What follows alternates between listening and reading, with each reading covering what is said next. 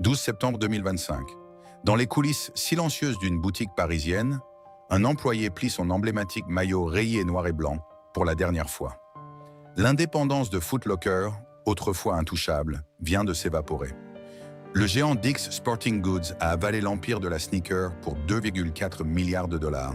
Pourtant, souvenez-vous des années 2000.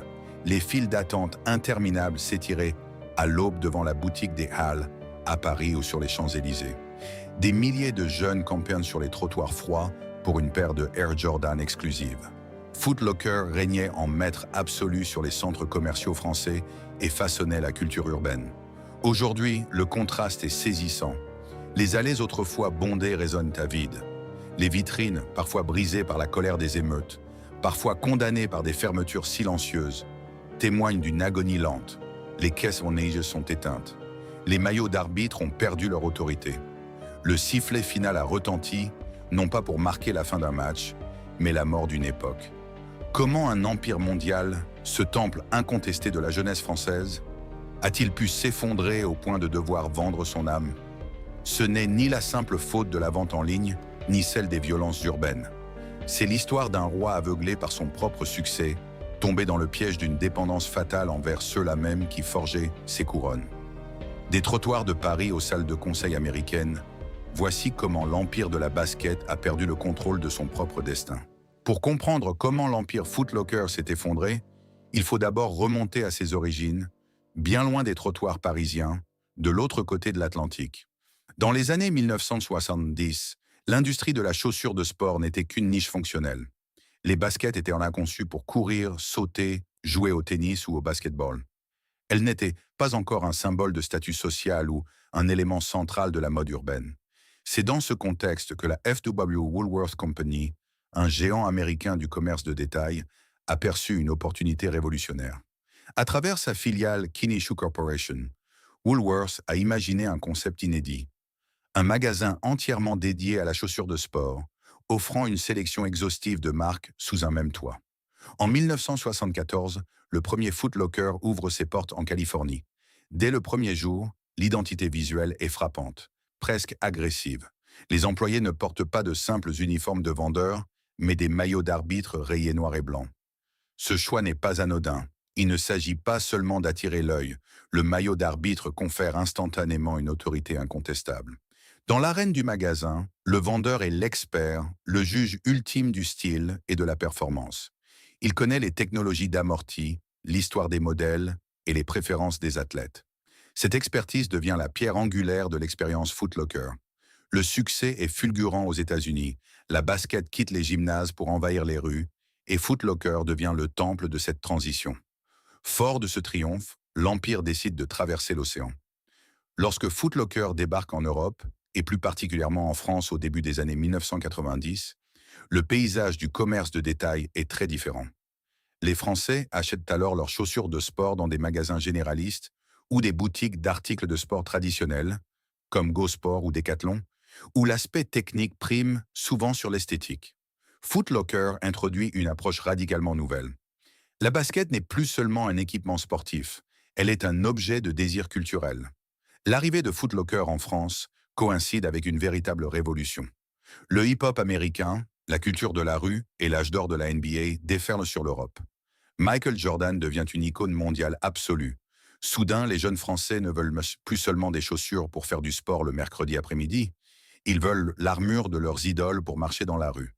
Foot Locker s'impose comme le pont direct entre cette culture urbaine américaine effervescente et la jeunesse de l'Hexagone.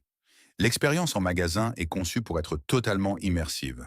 La musique résonne fort, souvent du rap ou du R&B, créant une atmosphère de club plutôt que de simple espace de vente. Les murs de chaussures, rétro-éclairés et organisés méticuleusement, ressemblent à des galeries d'art où chaque modèle est exposé comme une œuvre précieuse. Les jeunes vendeurs aux maillots rayés parlent le même langage que leurs clients, partageant leur passion pour les dernières sorties et les éditions limitées. Ils ne forcent pas la vente, ils partagent un mode de vie. À cette époque, Foot Locker ne vend pas seulement des chaussures, la marque vend un sentiment d'appartenance. Entrer dans une boutique Foot Locker, c'est pénétrer dans un sanctuaire de la culture urbaine.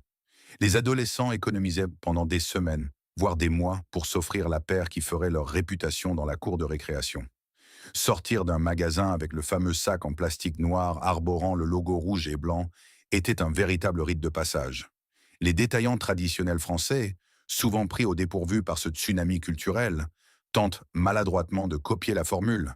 Mais l'authenticité perçue de Foot Locker reste inégalée. Les fondations de ce qui allait devenir un monopole de fait sur le marché français de la basket spécialisée étaient posées.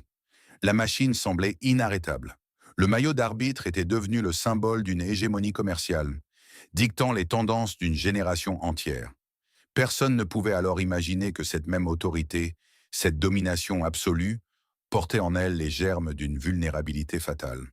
L'ère de la gloire ne faisait que commencer, mais l'horloge de son déclin avait déjà commencé à tourner. Dans les années 1990 et au début des années 2000, la France succombe à une nouvelle fièvre de consommation. Les centres commerciaux, ces immenses cathédrales d'acier et de verre, érigées en périphérie des grandes villes, ainsi que les artères commerçantes les plus prestigieuses, voient émerger une puissance incontestée. De la rue de Rivoli au Forum des Halles à Paris, du centre commercial de la Part-Dieu à Lyon jusqu'aux terrasses du port à Marseille, une enseigne attire les foules comme un aimant. Foot Locker, c'est l'âge d'or, une époque bénie où le maillot rayé règne en maître absolu sur la mode urbaine. Ce triomphe n'est pas le fruit du hasard. Foot Locker arrive en France au moment précis où la jeunesse cherche de nouveaux repères identitaires et s'éloigne des codes vestimentaires traditionnels. Le mouvement hip-hop, né dans le Bronx, inonde les ondes radiophoniques françaises avec des groupes comme NTM ou IAM qui adoptent l'esthétique américaine. Le basketball de la NBA, propulsé par la Dream Team des Jeux olympiques de 1992 et les vols planés de Michael Jordan, devient une obsession mondiale. La basket cesse d'être un simple accessoire pour transpirer. Elle devient le cœur même de la garde-robe, une déclaration d'intention. En France, cette révolution prend un visage particulier. Dans les banlieues parisiennes, lyonnaises ou marseillaises, la sneaker devient un marqueur social, un symbole de réussite immédiate et d'appartenance à un groupe. Et Foot Locker comprend ce phénomène avec une acuité redoutable. L'enseigne ne se contente pas de vendre des chaussures, elle scelle des accords de distribution exclusive avec les plus grands équipementiers. Le coup de génie de Foot Locker sur le marché français porte un nom, ou plutôt un surnom qui entrera dans la légende, la requin.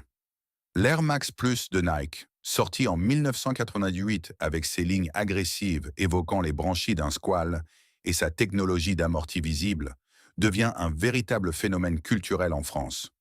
Surnommée la requin par les jeunes des quartiers, cette chaussure est vendue presque exclusivement chez Foot Locker. Cette exclusivité est une arme de destruction massive contre la concurrence. Les adolescents traversent comme des villes entières en RER ou en métro pour se procurer ce modèle vendu à plus de 800 francs, puis plus de 150 € lors du passage à la monnaie unique, faisant des boutiques Foot Locker de véritables lieux de pèlerinage. L'expérience client y est rodée à la perfection, conçue pour stimuler tous les sens. Dès l'entrée, la musique hip-hop ou R&B résonne à plein volume, couvrant le bourdonnement du centre commercial. L'odeur caractéristique du caoutchouc neuf et des matériaux synthétiques agit comme une promesse.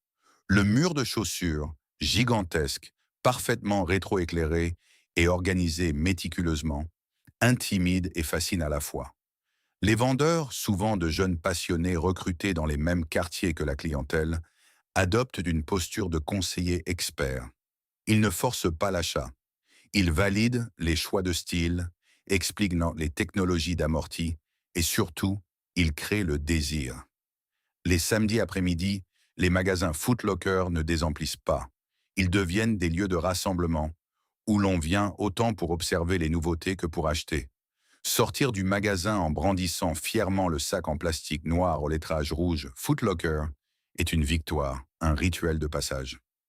Les concurrents français traditionnels comme Go Sport ou Intersport, avec leurs présentoirs sans âme axés sur la performance sportive et leurs vendeurs en polo classique, sont soudainement relégués au rang d'antiquité de la vente au détail.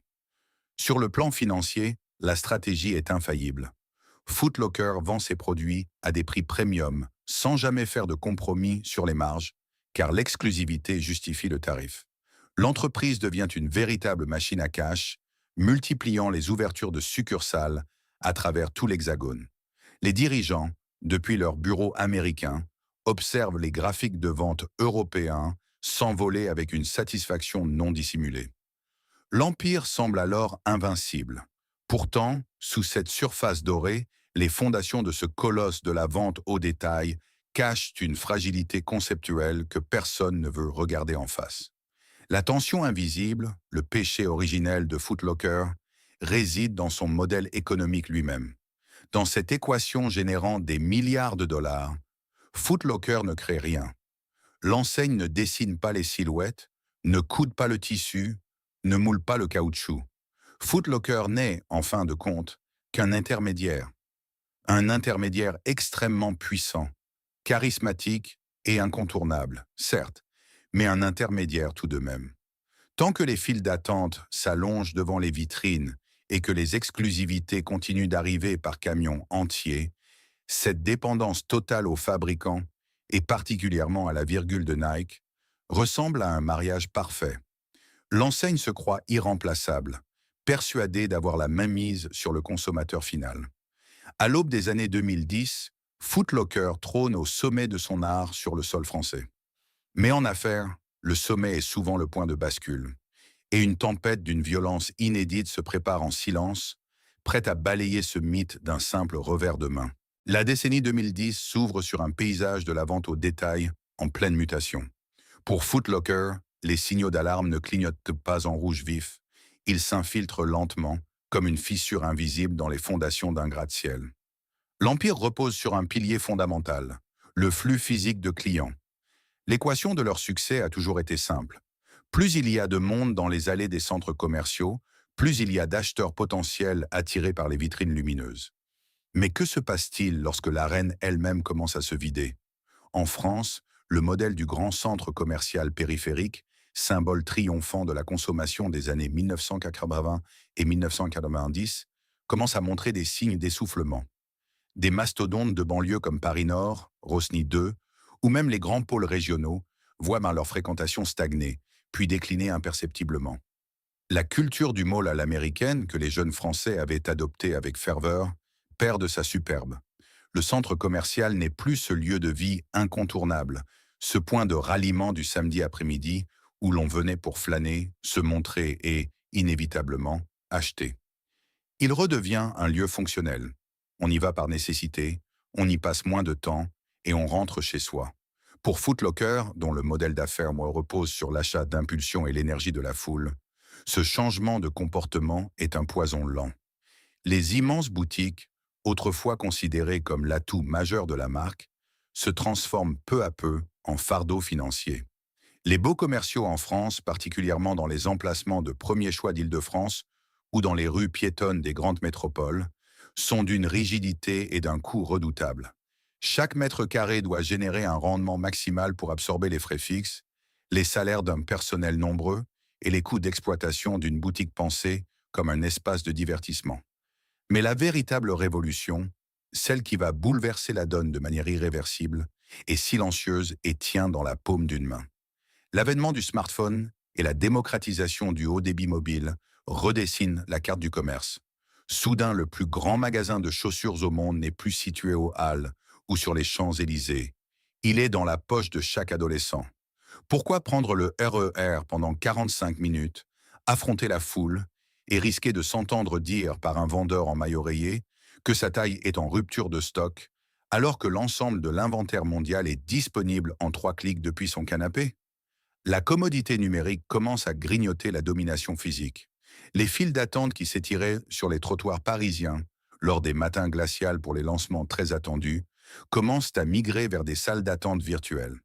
Les applications dédiées des équipementiers, en particulier la redoutable application SNKRS de Nike lancée en 2015, redéfinissent l'accès à la rareté. L'événement physique devient un événement digital. Pourtant, dans les conseils d'administration, on s'accroche encore à la vieille magie. On regarde les chiffres d'affaires qui, soutenus par des augmentations de prix régulières, parviennent encore à masquer l'érosion du trafic en magasin. L'inertie du succès passé aveugle les décideurs. Ils continuent de croire que l'expérience Foot Locker, la musique forte, le conseil expert, le sac en plastique noir, suffit à justifier le déplacement. Ils sous-estiment profondément à quel point la génération Z, celle qui succède aux milléniaux qui ont fait la gloire de l'enseigne, est en train de réécrire les règles du jeu. Le danger immédiat n'est plus le magasin de sport d'en face. Le danger est partout et nulle part à la fois. Au-delà de la désertion physique des allées, c'est la nature même de la culture sneaker qui subit une mutation profonde, reléguant le modèle de Foot Locker au rang d'antiquité. Au cours des années 2010, la basket cesse d'être un simple produit de consommation pour devenir un véritable actif financier. La culture se financiarise. Le collectionneur passionné cède peu à peu sa place au reseller, ce revendeur dont l'objectif est d'acheter une paire en édition limitée pour la revendre avec un profit astronomique sur le marché gris. Dans cette nouvelle arène, les règles sont dictées par des plateformes numériques impitoyables. L'arrivée de géants comme StockX, véritable bourse de la chaussure, où les prix fluctuent en temps réel, modifie radicalement le rapport à la rareté. En France, l'explosion phénoménale de l'application Vinted vient porter un coup fatal supplémentaire au commerce traditionnel.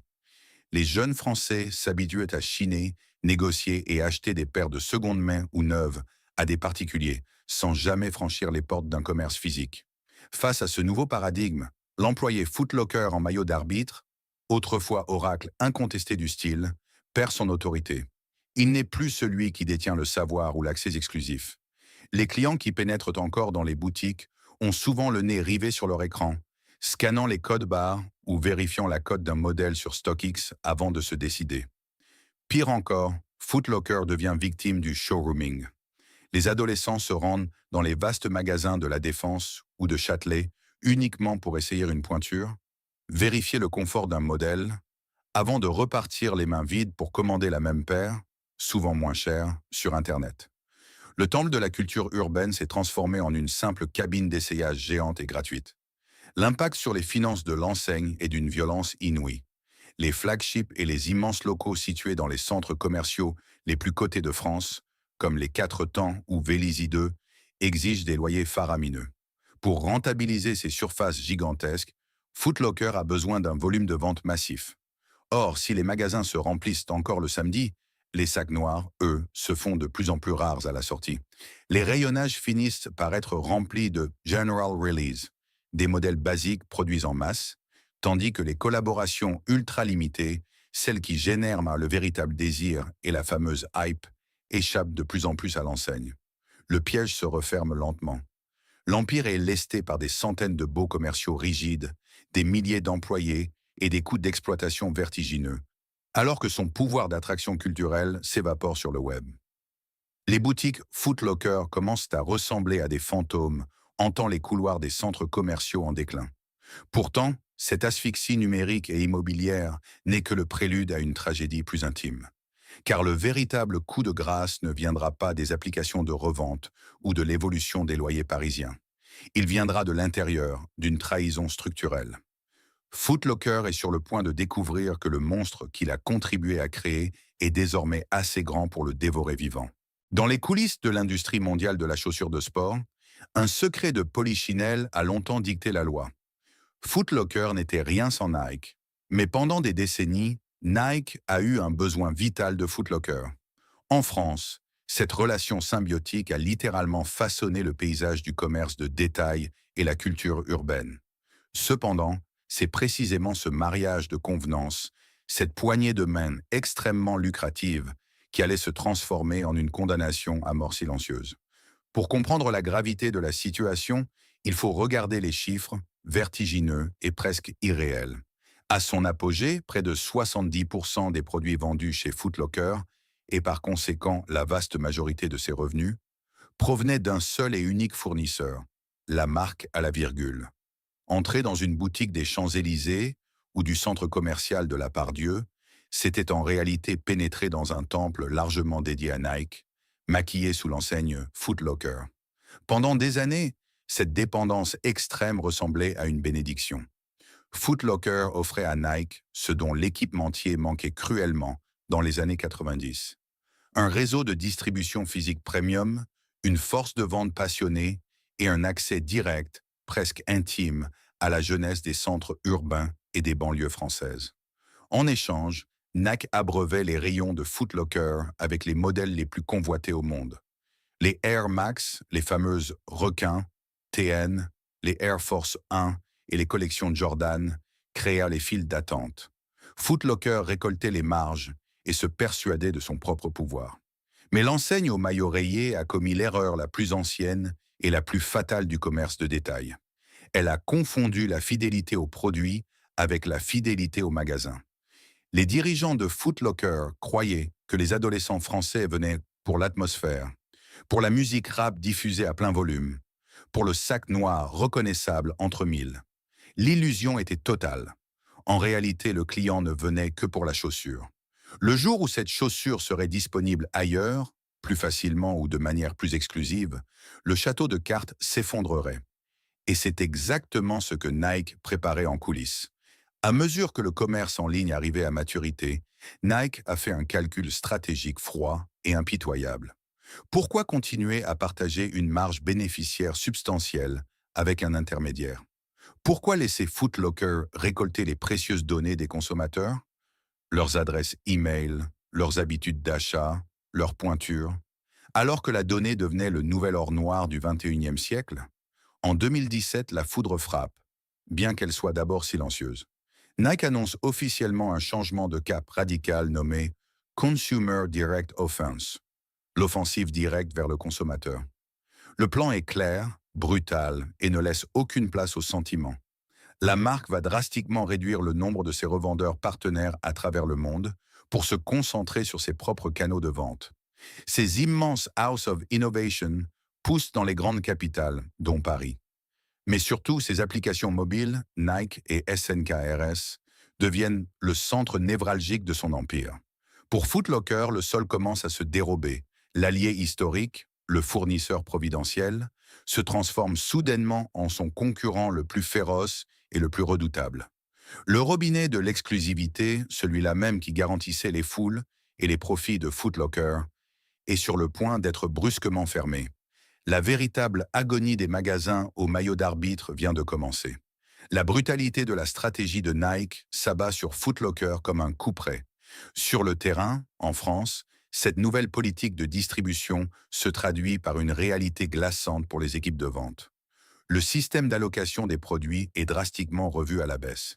Les modèles ultra limités, les collaborations prestigieuses avec des artistes comme Travis Scott, ou les déclinaisons rares des célèbres Air Jordan ne franchissent presque plus les portes des boutiques Foot Locker, de la rue de Rivoli ou de la Pardieu. Nike garde désormais jalousement ses joyaux pour alimenter sa propre application SNKRS et ses boutiques House of Innovation, dont l'une des plus spectaculaires ouvre ses portes au cœur de Paris, sur l'avenue des Champs-Élysées, faisant directement de l'ombre au flagship historique de Foot Locker, situé à quelques dizaines de mètres. Le client français, jadis fidèle et enthousiaste, ressent immédiatement ce changement sismique. Lorsqu'un adolescent entre désormais chez Foot Locker, l'effervescence n'est plus la même. En scrutant le célèbre mur de chaussures rétroéclairé, il ne trouve plus la rareté qui justifiait le déplacement. Les étagères sont remplies de modèles génériques, de coloris de base produits en masse, des silhouettes sans véritable envergure culturelle. La hype, ce carburant invisible mais essentiel de la culture sneaker, s'est totalement évaporé des rayons. Le vendeur en maillot d'arbitre, autrefois perçu comme le gardien d'un trésor urbain, se retrouve désarmé, contraint de proposer des paires de substitution à une clientèle surinformée qui connaît la date et l'heure exacte des sorties exclusives sur l'application de la marque à la virgule. La panique atteint finalement les sommets de la hiérarchie. En février 2022, lors d'une conférence téléphonique qui restera gravée dans les annales de l'entreprise, la direction de Foot Locker annonce officiellement à ses investisseurs une vérité terrifiante. Au cours de l'année à venir, la part des produits Nike dans les magasins ne représentera plus que 55% du total des ventes, contre plus de 70% les années précédentes. La sanction des marchés financiers est immédiate et impitoyable. En une seule journée, l'action de Foot Locker s'effondre de près de 30% à Wall Street. Le monde de la finance vient de comprendre ce que les jeunes des banlieues parisiennes savaient déjà. Sans l'exclusivité absolue de Nike, Foot Locker n'est plus une destination incontournable, mais un simple magasin de chaussures de sport parmi d'autres.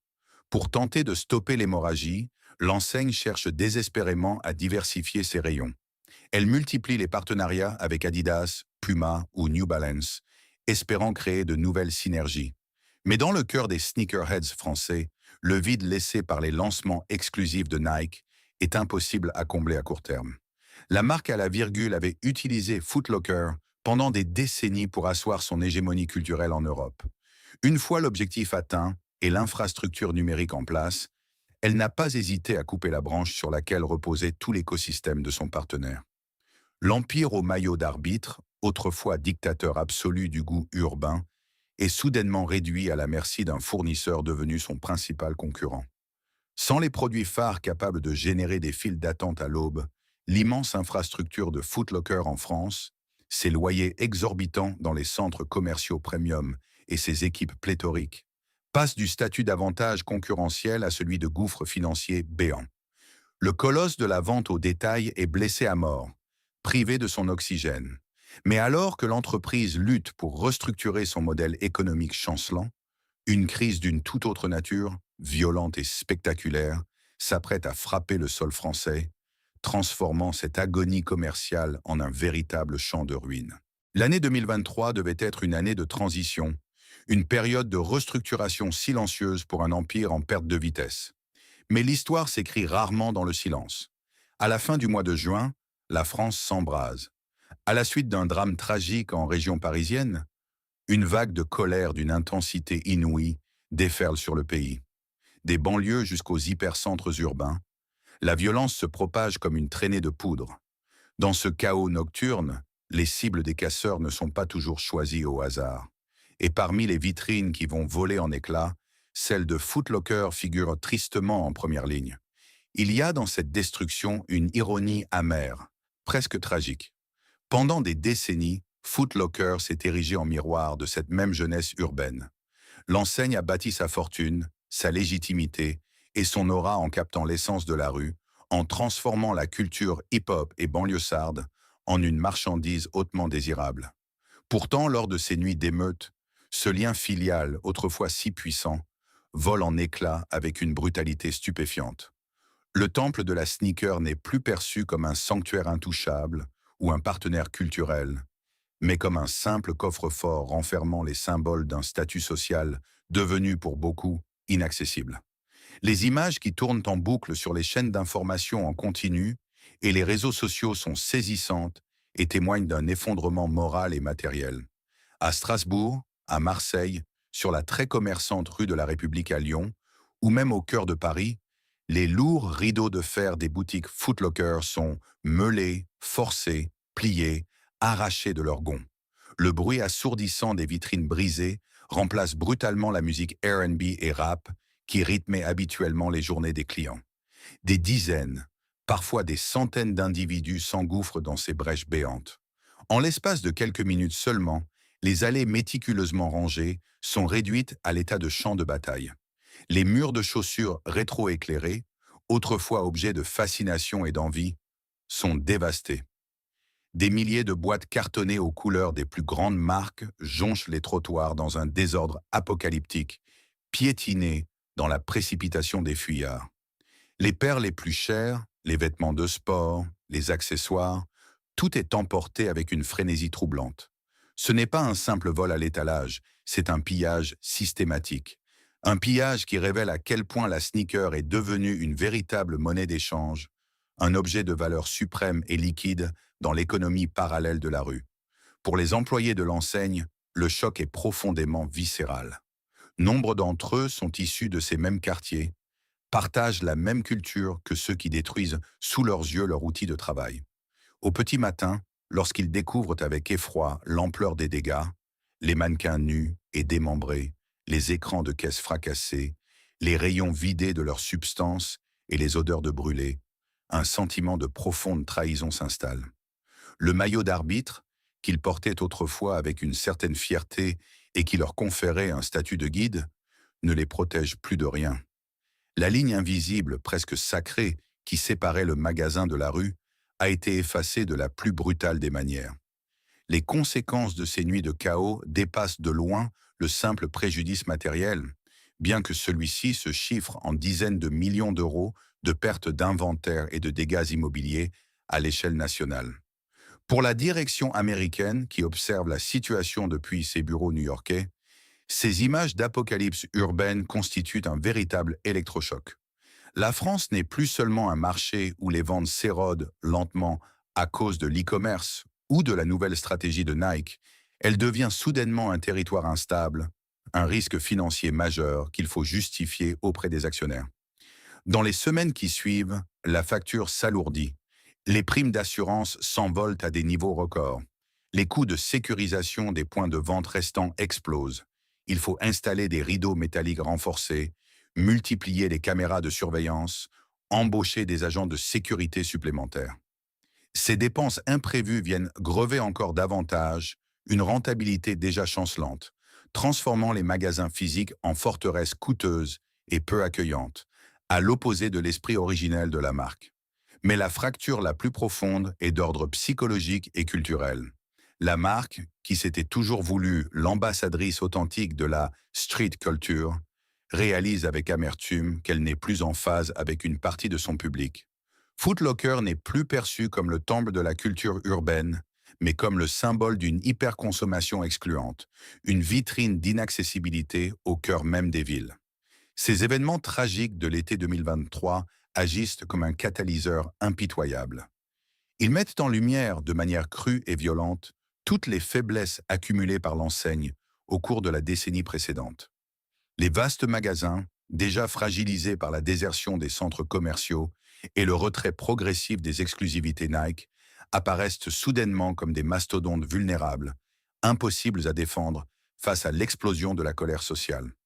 L'illusion de l'invincibilité du maillot rayé est définitivement brisée. Face à ce désastre conjugué, la perte de la domination culturelle, l'assaut du numérique, la trahison de Nike et désormais la destruction physique de son réseau, il devient évident que de simples ajustements cosmétiques ne suffiront pas. Il ne s'agit plus de réparer des vitrines brisées, de nettoyer les rayons ou de lancer une nouvelle campagne promotionnelle. Il faut amputer pour survivre. La direction mondiale, acculée, se retrouve contrainte de concevoir un plan d'urgence draconien. Le temps des demi-mesures est révolu. Une tempête corporative, froide, chirurgicale et calculée, s'apprête à balayer ce que les émeutes ont laissé debout. À New York, dans les bureaux feutrés du siège mondial, l'heure n'est plus à l'optimisme béat, ni au discours sur la résilience du modèle physique. L'urgence est absolue, presque vitale. La nouvelle directrice générale, Mary Dillon, arrivée aux commandes avec la réputation d'une redoutable stratège du commerce de détail, fait face à un champ de ruines financier. Les chiffres, têtus et implacables, dessinent la courbe d'un déclin accéléré. L'action plonge, les marges s'effritent et les immenses boutiques, jadis fierté de la marque, se sont transformées en gouffres budgétaires que l'entreprise ne peut plus combler. En 2023, elle présente aux investisseurs un plan de restructuration d'une ampleur inédite, cliniquement baptisé Lace Up, lassage. Sur le papier glacé des présentations financières, le plan se veut un renouveau, une relance dynamique vers un avenir plus moderne, axé sur le numérique et un portefeuille de marques diversifiées. Mais dans la dure réalité du terrain, Lace Up est avant tout un plan d'amputation massif, conçu pour stopper l'hémorragie par tous les moyens nécessaires. La décision la plus brutale de cette stratégie tombe comme un couperet sur l'organisation. La fermeture planifiée de plus de 400 magasins à travers le monde d'ici 2026. L'objectif est clair, se débarrasser sans état d'âme des surfaces de vente sous-performantes, principalement situées dans les centres commerciaux vieillissants. Ces fameux malls qui avaient refait la gloire de Foot Locker dans les années 90 et qui sont désormais devenus son fardeau le plus lourd. En Europe, et particulièrement en France, l'onde de choc de cette annonce est ressentie avec une violence particulière. Le marché français, historiquement l'un des piliers les plus rentables du succès européen de l'enseigne, n'est pas épargné par la tornade Lace Up.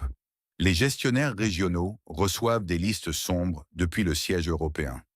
L'analyse est froide et purement mathématique. Si un magasin ne génère plus un trafic suffisant pour couvrir ses loyers exorbitants, et les coûts fixes de sécurité revus à la hausse, son sort est scellé. Peu importe son histoire, son ancienneté ou son importance culturelle passée dans le tissu local de la ville. Bientôt, les rumeurs de fermetures imminentes se transforment en réalité tangible. Des rideaux de fer tombent définitivement dans plusieurs villes de province, dans la périphérie de Lyon et dans la grande banlieue parisienne. Les immenses affiches jaunes et noires hurlant «Liquidation totale» ou «Fermeture définitive» viennent remplacer les vitrines rétro-éclairées, autrefois si méticuleusement soignées. C'est un spectacle d'une tristesse absolue pour la génération qui a connu l'âge d'or. Les centres commerciaux français, déjà frappés de plein fouet par la désertion des consommateurs et la concurrence impitoyable d'Internet, voient disparaître l'un de leurs moteurs d'attraction les plus puissants, laissant derrière eux d'immenses locaux vides, difficiles à relouer. Ce retrait n'est pas qu'une simple manœuvre comptable de rationalisation. C'est l'aveu public d'un échec monumental. L'enseigne admet aux yeux du monde qu'elle ne peut plus maintenir son omniprésence territoriale. L'Empire recule, incapable de tenir ses propres frontières. Les forteresses commerciales sont abandonnées, une à une. Dans ces boutiques condamnées à une mort certaine, l'atmosphère devient lourde, presque crépusculaire. L'excitation des lancements a cédé la place à une mélancolie froide et administrative. Pour les employés français, la mise en œuvre du plan Lace Up se vit comme une tragédie silencieuse et profondément intime. Derrière les acronymes corporatifs, les tableaux Excel de la direction new-yorkaise et les discours lisses de rationalisation, il y a des centaines de jeunes hommes et femmes qui voient leur univers professionnel s'effondrer. Porter le maillot rayé n'est plus un symbole d'autorité urbaine ou d'appartenance à une communauté privilégiée. C'est devenu l'uniforme d'un navire condamné. Dans les semaines qui précèdent la fermeture annoncée d'une succursale, qu'elle soit en province ou en banlieue parisienne, une ambiance de résignation glaciale s'installe parmi les équipes.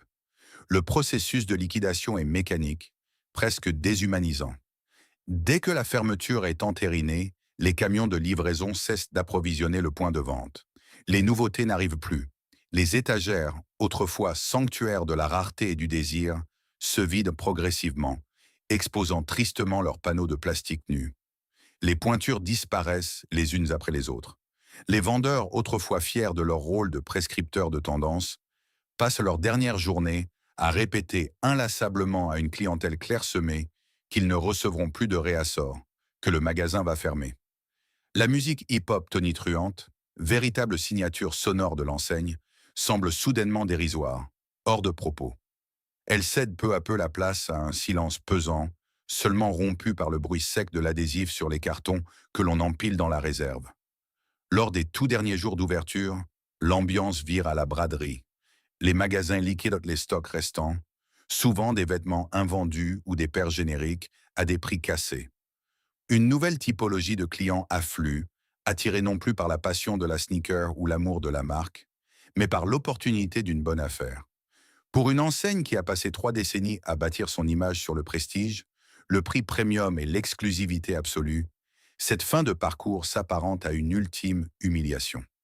Les employés, dont certains ont passé des années à conseiller avec passion les sneakerheads de leur quartier, se retrouvent réduits au rôle de simples liquidateurs. Le désenchantement est total. Puis vient l'instant final, le jour de la fermeture définitive. Les lourdes portes vitrées sont verrouillées de l'intérieur pour ne plus jamais s'ouvrir au public. Les équipes de démantèlement prennent le relais pour démonter les murs de chaussures rétro-éclairés, arracher les écrans promotionnels et, étape la plus symbolique et violente de toutes, décrocher l'immense enseigne rouge et blanche de la façade. La trace fantomatique laissée par les lettres sur la devanture du centre commercial ressemble à une cicatrice urbaine, un vide que la direction du centre peinera souvent à combler. Pour les employés licenciés, le moment de rendre le maillot d'arbitre et de restituer les clés marque une rupture abrupte. Beaucoup avaient beau cru rejoindre bien plus qu'une simple entreprise de vente au détail. Ils pensaient intégrer une institution intouchable de la culture de la rue. Ils se heurtent finalement à la froideur implacable de la logique financière. Tandis que le réseau physique se contracte douloureusement, emportant avec lui une part de l'histoire commerciale locale, la crise existentielle de Foot Locker s'apprête à atteindre un point de non-retour à l'échelle mondiale. Lorsque la poussière de la première vague de fermeture retombe à l'aube de 2024, Le paysage que laisse derrière lui le plan Lace Up est d'une désolation glaçante. En France, Foot Locker n'est plus ce maillage omnipotent qui tissait sa toile sur chaque zone commerciale de l'Hexagone.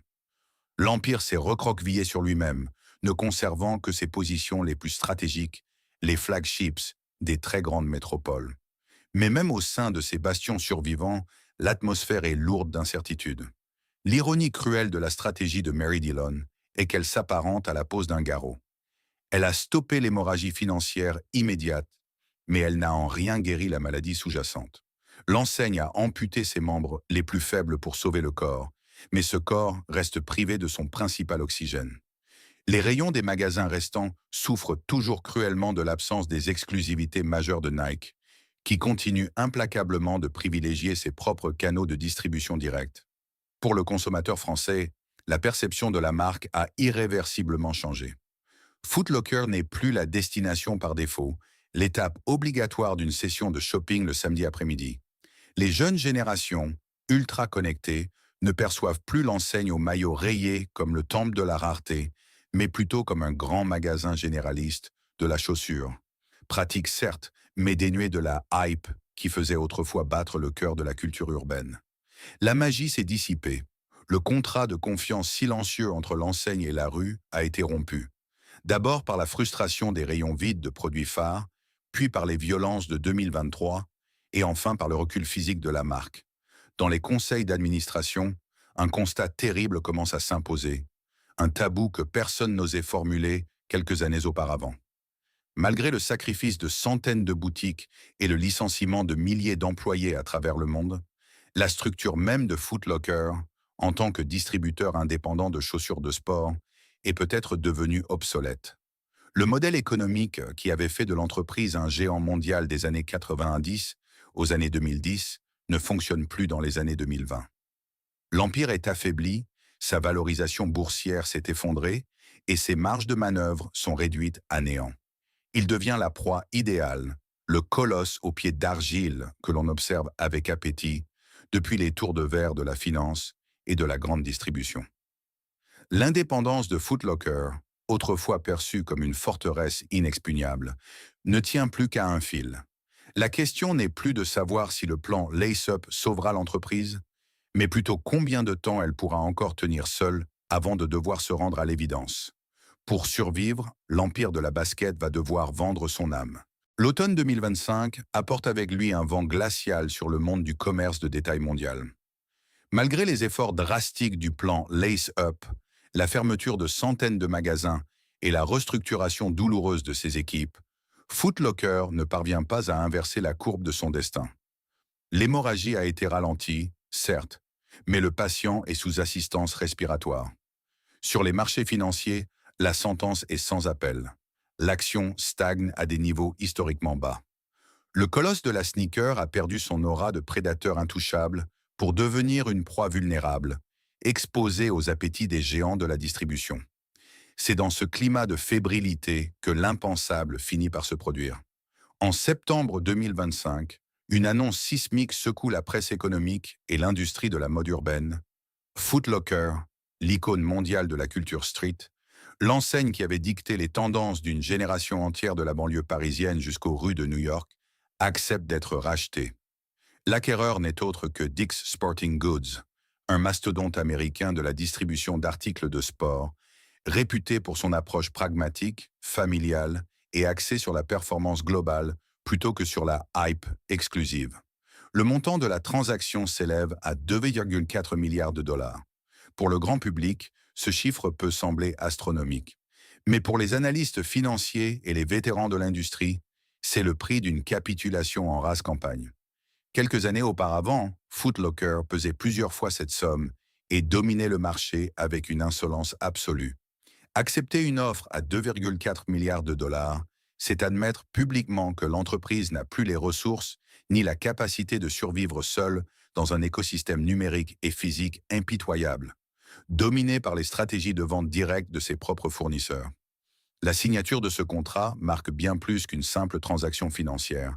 Elle signe l'arrêt de mort de l'indépendance de Foot Locker. Du jour au lendemain, le roi de la basket devient un simple vassal, une marque parmi d'autres dans l'immense portefeuille d'un conglomérat sportif. Les décisions stratégiques, le choix des collections, l'avenir même des boutiques restantes en France ne se décideront plus à travers le prisme de la culture urbaine, mais selon les algorithmes de rentabilité croisée d'un groupe axé sur le sport traditionnel. En France, la nouvelle de ce rachat tombe comme une chape de plomb sur les équipes restantes. Pour les managers et les vendeurs qui ont survécu à la purge des fermetures, c'est un véritable choc culturel. Dick's Sporting Goods est une entreprise aux antipodes de l'ADN originel de Foot Locker. Là où Foot Locker vendait une attitude, un style de vie urbain et rebelle symbolisé par le maillot d'arbitre, le nouveau propriétaire est connu pour vendre des clubs de golf, des tentes de camping et de l'équipement de football américain. L'union semble contre nature, dictée par la seule loi de la survie financière. La question brûlante qui hante alors les couloirs des rares centres commerciaux français, abritant encore un Foot Locker, est vertigineuse. Que va faire ce géant de ces nouvelles acquisitions européennes? Le modèle du magasin de sneakers 100% urbain a-t-il encore sa place dans les tableurs de la nouvelle direction? Ou l'enseigne aux maillots rayés est-elle destinée à n'être plus qu'un rayon spécialisé à l'intérieur d'un immense supermarché du sport? L'intégration de Foot Locker au sein de Dick's Sporting Goods ne tarde pas à révéler sa véritable nature. Une assimilation froide et méthodique. Pour le géant américain de la distribution sportive, l'objectif n'est pas de ressusciter l'âge d'or de la culture urbaine en Europe, mais d'optimiser une chaîne logistique, de consolider des actifs immobiliers et d'absorber une part de marché global. Très vite, les directives qui traversent l'Atlantique pour atterrir sur les bureaux des directeurs régionaux en France sont dénuées de toute nostalgie. L'heure est à la rentabilité croisée, pas à la préservation du patrimoine culturel.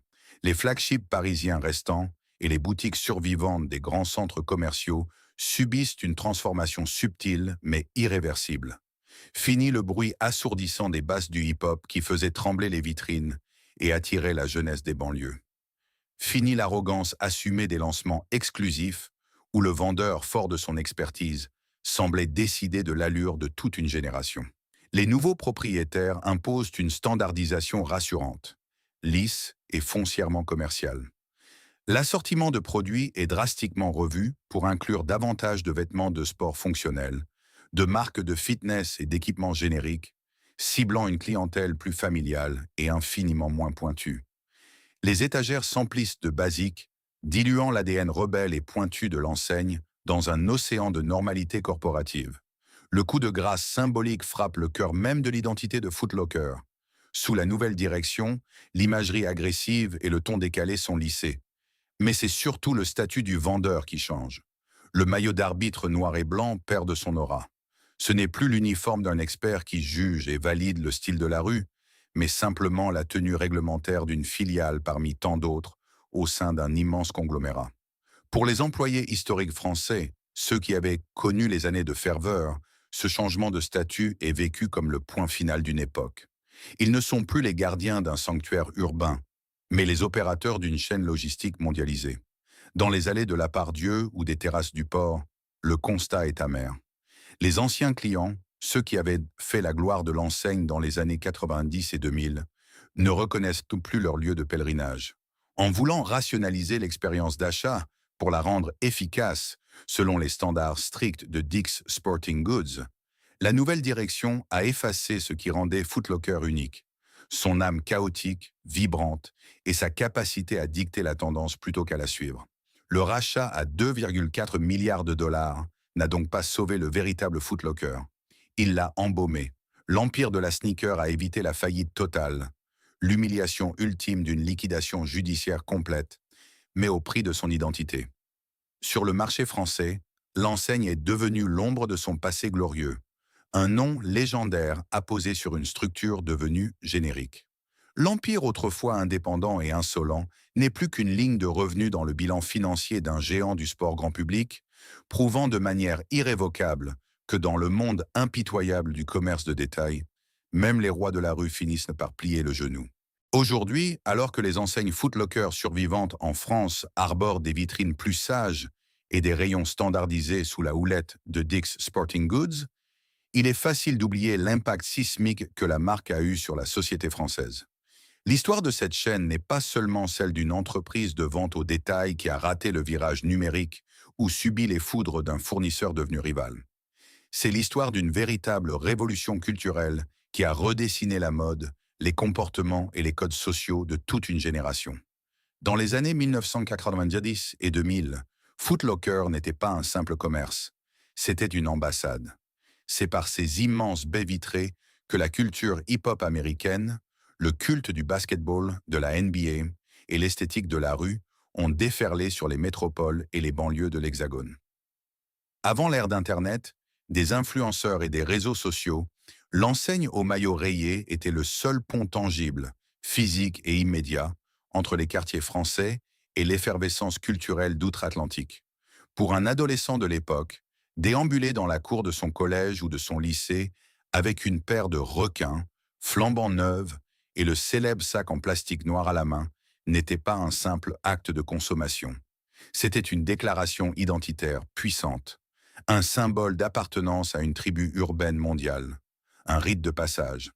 La véritable tragédie de la disparition du vrai Foot Locker réside peut-être dans la perte irréversible de cette expérience collective. Aujourd'hui, la culture sneaker n'a jamais été aussi massive et lucrative à travers le monde. Pourtant, l'acte d'achat en lui-même est devenu singulièrement solitaire, froid et algorithmique. Les jeunes passionnés ne campent plus sur les trottoirs parisiens en partageant leur excitation dans le froid matinal.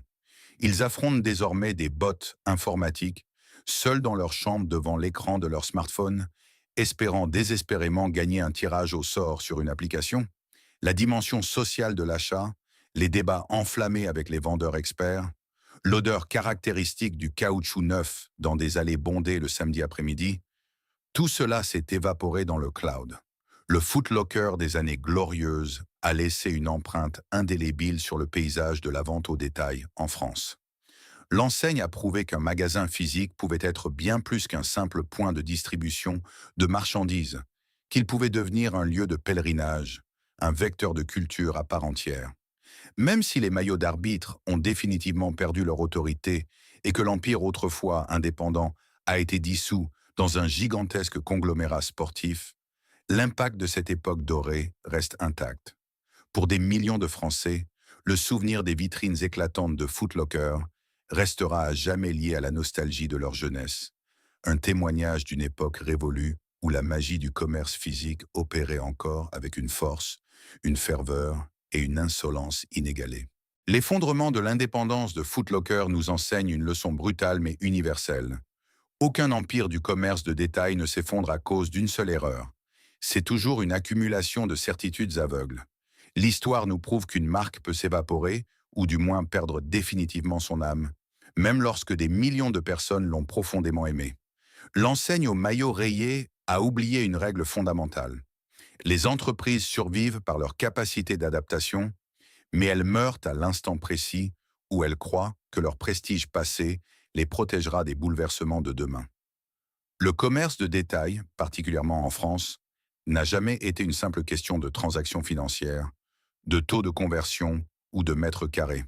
C'est une affaire de mémoire, d'habitude, de rites de passage et d'identité urbaine. Pendant des décennies, franchir les portes d'un Foot Locker était un rituel social, un moment de communion palpable autour de la culture de la rue. Lorsque les lettres rouges et blanches ont été décrochées de tant de façades de nos centres commerciaux et de nos centres-villes, ce n'est pas seulement un point de vente qui a été rayé de la carte. C'est un morceau de la jeunesse française, un fragment vibrant de la vie de nos quartiers qui s'est silencieusement effacé. La chute du roi de la sneaker est le miroir des changements invisibles, mais profonds de notre société. Elle raconte la métamorphose de nos villes, l'emprise grandissante des algorithmes sur nos désirs et la perte irrémédiable d'une certaine magie liée à l'achat physique. L'Empire n'a pas été terrassé du jour au lendemain. Il s'est lentement endormi sur son trône de boîte en carton, laissant finalement ses propres fournisseurs sceller son destin. Et vous, quel est votre souvenir le plus marquant lié à cette époque dorée? Était-ce l'excitation d'acheter votre première paire de requins après des mois d'économie, ou simplement l'ambiance électrique qui régnait dans les allées un samedi après-midi? Partagez votre propre morceau d'histoire dans les commentaires ci-dessous. Si ce documentaire vous a plu, n'oubliez pas de vous abonner, de laisser un j'aime et de partager la vidéo. Votre soutien est essentiel pour nous permettre de continuer à raconter l'histoire fascinante de ces empires disparus qui ont façonné notre culture.